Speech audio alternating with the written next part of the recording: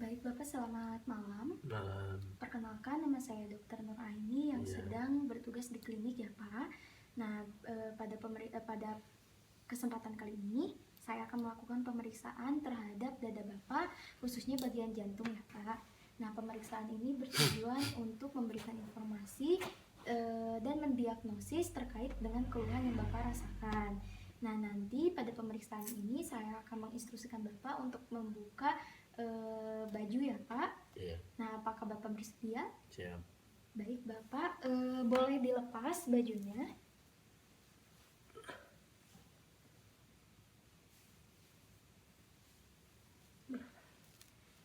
Di sebelah sini saja Pak. Kemudian Bapak boleh berbaring Pak. Baik. Sebelum melakukan pemeriksaan, di sini saya akan mencuci tangan terlebih dahulu. Lalu setelah mencuci tangan, saya akan memposisikan diri saya di sebelah kanan dari pasien. Kemudian sebelum melakukan pemeriksaan, di sini saya sudah melakukan pemeriksaan fisik, yaitu general appearance dari pasien, kemudian vital sign dari pasien, lalu tinggi serta berat badan dari pasien. Pertama-tama yang dilakukan pemeriksaannya itu adalah tekanan vena jugular.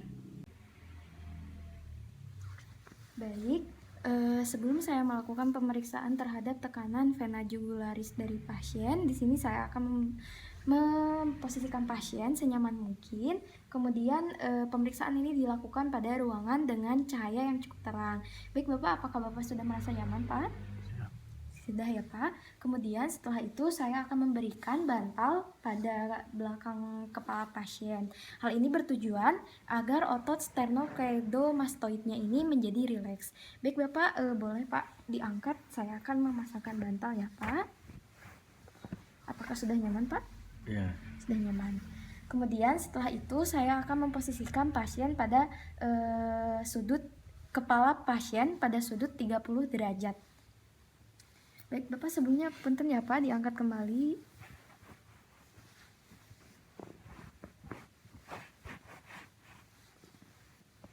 Dan kemudian setelah itu saya akan meminta pasien untuk menghadap ke arah kiri dari pasien. Baik Bapak, boleh Bapak menghadap ke arah kiri. Selanjutnya di sini saya akan mencari internal jugular vena ataupun eksternal jugular vena dari pasien dengan memberikan cahaya. Lalu setelah itu saya akan meletakkan penggaris secara vertikal dan tegak lurus.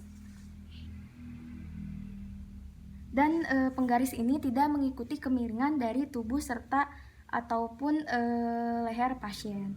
Kemudian setelah itu saya akan meletakkan penggaris lainnya secara tegak lurus dan setinggi titik kolaps vena. Titik kolaps vena ini merupakan titik di mana venanya ini sudah tidak terlihat, baik itu warna ataupun bentuknya. Kemudian setelah itu saya akan mengukur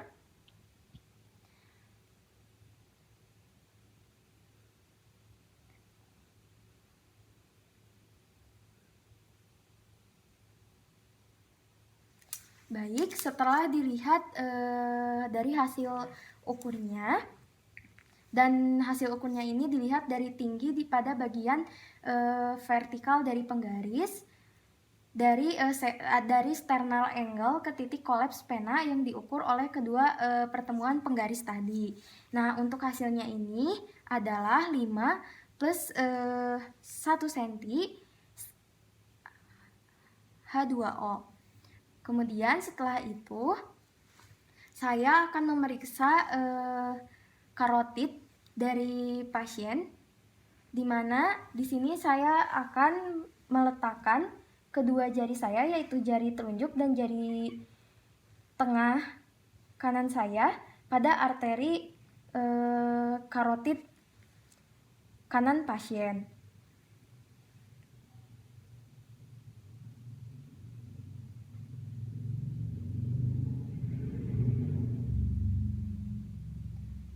Kemudian Bapak boleh Bapak kepalanya Pak. Saya akan melakukan pada sisi yang lainnya. Kemudian penekanan dari karotid ini tidak boleh bersamaan. Untuk nilai amplitudonya ini untuk kanan dan kirinya itu sama, di mana amplitudonya ini adalah kuat, kemudian konturnya juga cepat, dan untuk variasi amplitudonya ini reguler, serta tidak ditemukannya titik trill atau vibrasi. Namun apabila titik trill ini ditemukan, maka saya akan menggunakan bagian stetoskop dari bagian diafragmanya untuk mendengar apakah ada bunyi bruit atau tidak.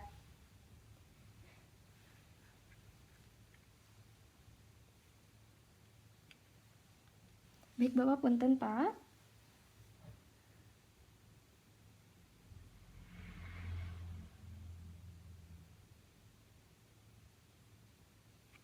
Sebelahnya lagi Pak.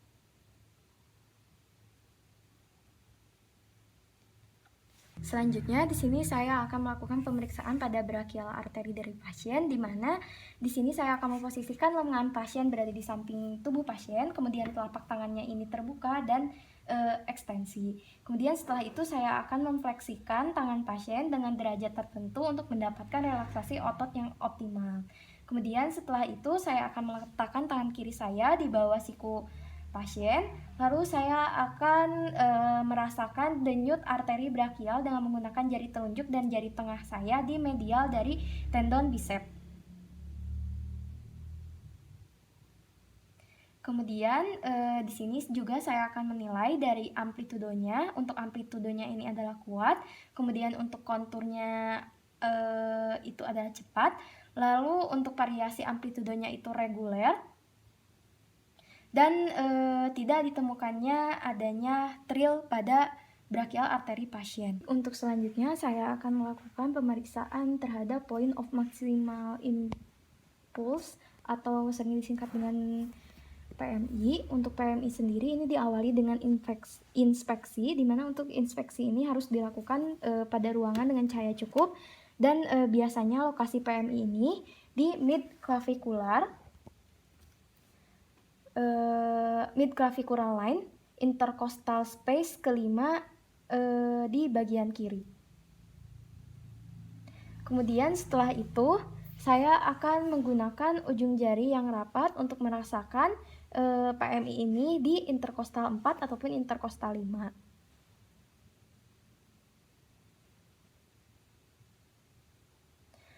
Apabila tidak teraba, maka saya akan menginstruksikan pasien untuk berbaring ke kiri. Bapak boleh berbaring ke arah kiri ya Pak, sebentar. Tangannya masih di sini Pak, masih ke kiri Pak. Nah, setelah itu saya akan meminta pasien untuk Bapak tarik napas, lalu buang, lalu tahan napas Pak. Kemudian saya akan meraba pada bagian yang tadi.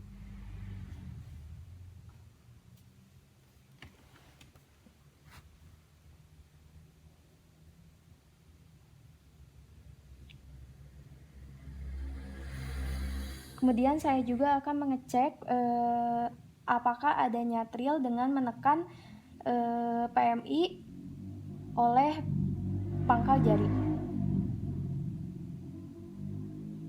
Kemudian saya akan melakukan penilaian di mana untuk lokasinya ini normal, terdapat pada intercostal space kelima. Kemudian untuk diameternya ini kurang dari 2,5 cm. Lalu untuk amplitudonya ini kecil dan seperti menepuk. Kemudian untuk durasinya ini berakhir pada 2/3 dari awal sistolik. Kemudian Bapak kembali berbaring seperti semula. Untuk selanjutnya saya akan memeriksa pada bagian ventrikular kanan dari pasien, di mana pasien masih dalam keadaan berbaring dengan sudut 30 derajat. Lalu saya akan meletakkan ujung jari pada interkostal 3, 4, dan 5. Lalu saya akan merasakan impulsnya.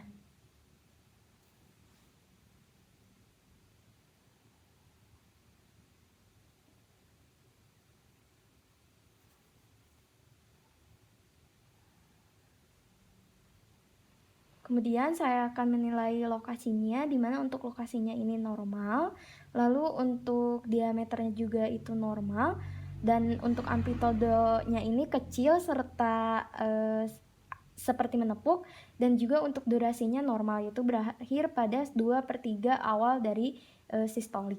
Selanjutnya di sini saya akan melakukan perkusi, di mana yang pertama yaitu mencari batas jantung kiri, di mana perkusi ini di lateral dari bagian PMI yang sudah saya tentukan ke arah sternum.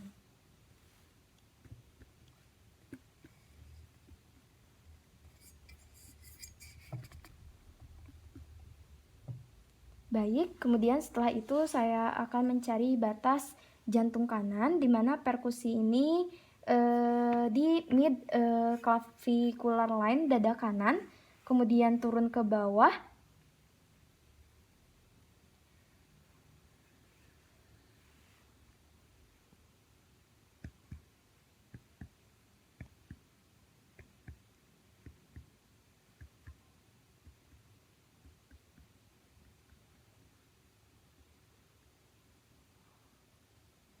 dan kemudian setelah itu saya akan naik satu interkostal, dan setelah naik satu interkostal maka saya akan memulai perkusi ke arah medial atau ke arah sternum.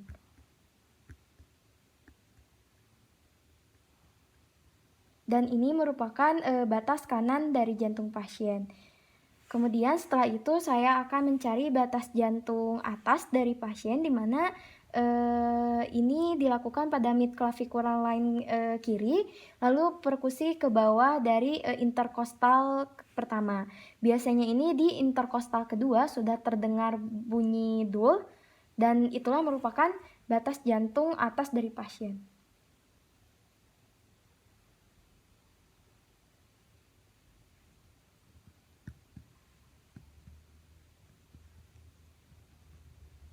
Baik, kemudian setelah itu saya akan melakukan auskultasi untuk beberapa katup jantung, di mana itu untuk yang pertama itu adalah katup jantung aortik. Ini berada di right interkostal kedua.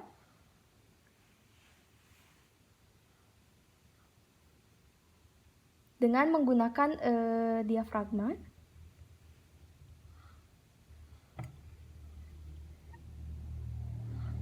Kemudian setelah itu saya akan melakukan auskultasi pada pulmonary valve, di mana pulmonary valve ini berada di left interkostal kedua.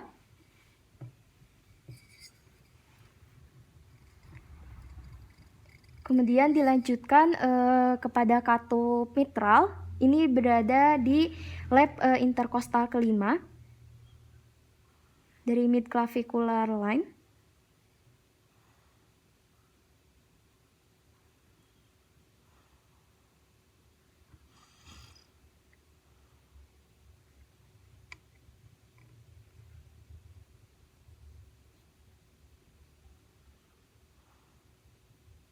Kemudian setelah itu saya akan melakukan auskultasi pada tricuspid valve, di mana ini berada di left interkostal keempat.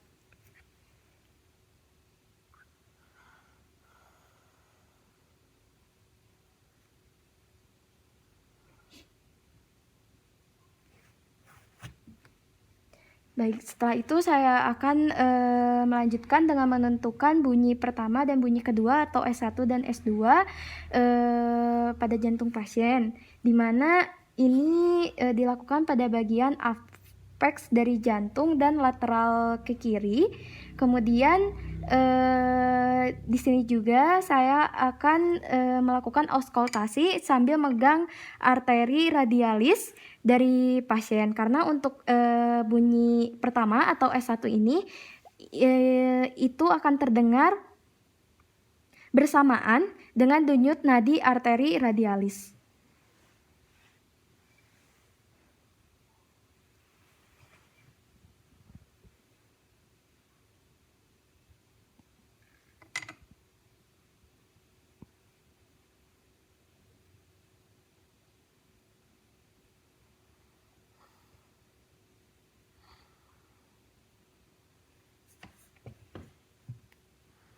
Baik, untuk bunyi S1 dan juga S2-nya ini terdengar, sementara untuk bunyi S3 ini tidak terdengar.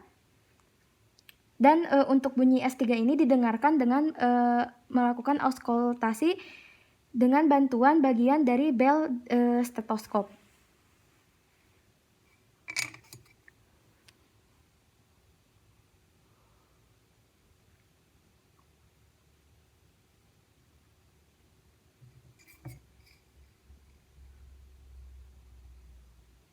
Baik, untuk bunyi S3 pada pasien ini tidak terdengar dan begitupun dengan bunyi S4, di mana untuk bunyi S4 ini terdengar sebelum S1 dan apabila bunyi ini terdengar itu terjadi sebuah keadaan patologis pada pasien, tetapi pada pasien ini bunyi S4-nya itu tidak terdengar. Selanjutnya, apabila pada pasien ini terdengar bunyi murmur, maka di sini yang harus diidentifikasi pertama kali adalah waktunya, di mana waktunya ini ada 3, yaitu ada pada waktu sistol antara S1 dan juga S2, atau diastol antara S2 dan S1, ataupun continuous murmur, di mana untuk continuous murmur ini mulai pada keadaan sistol, lalu puncaknya ini berada di dekat S2, serta terus berlanjut pada fase diastolik.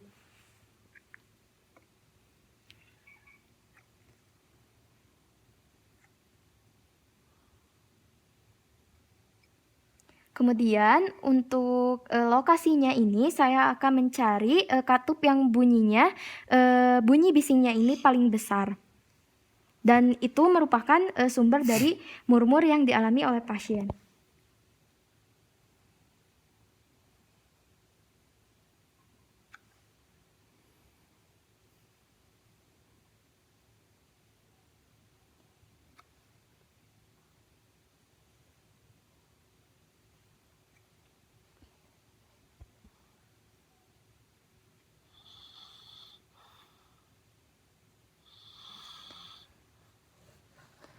Baik, kemudian setelah lokasinya ini ditentukan, maka selanjutnya yaitu adalah mengenai penyebaran dari PMI, di mana penyebaran dari PMI ini adalah untuk melihat ataupun untuk menentukan di mana bunyi dapat terdengar.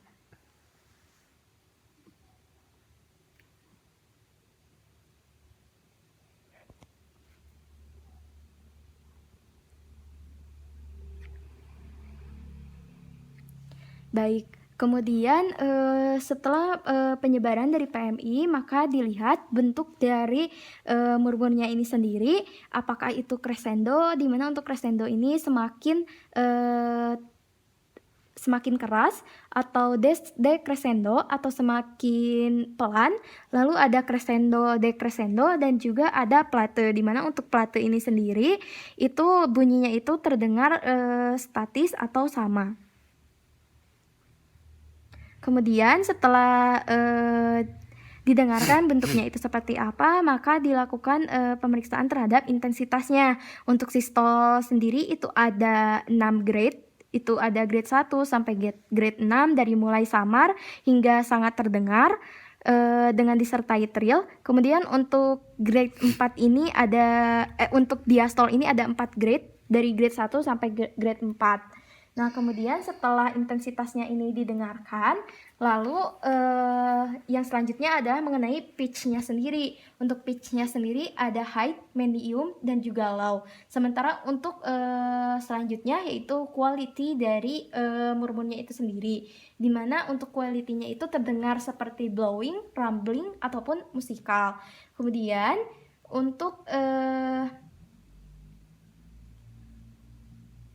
Kemudian untuk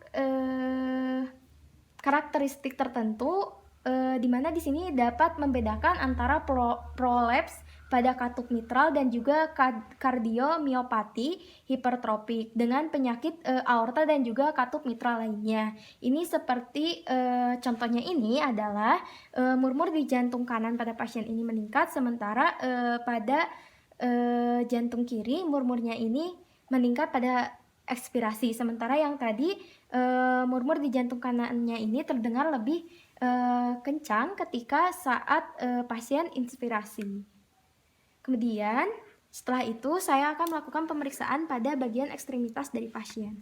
Untuk pemeriksaan ekstremitas ini bertujuan untuk melihat apakah pada bagian ekstremitas bawah pasien atau pada kaki pasien ini adakah piting edema ataupun tidak. Nah, hal ini dilakukan dengan menggunakan 2 jari, yaitu jari telunjuk dan juga jari tengah saya, kemudian ditekan pada tempat independen tertentu seperti pada tulang kering, lalu menekannya selama 1-2 detik. Setelah itu dilihat apakah cekungan itu langsung kembali atau tidak. Ketika cekungan yang dihasilkan dari tekanan tangan saya tidak kembali ke awal atau ke semula, maka pasien mengalami piting edema.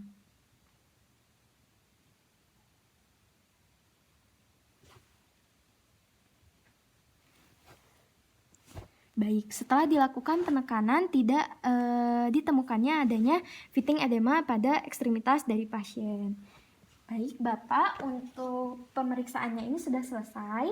Silahkan Bapak untuk memakai bajunya kembali ya, Pak.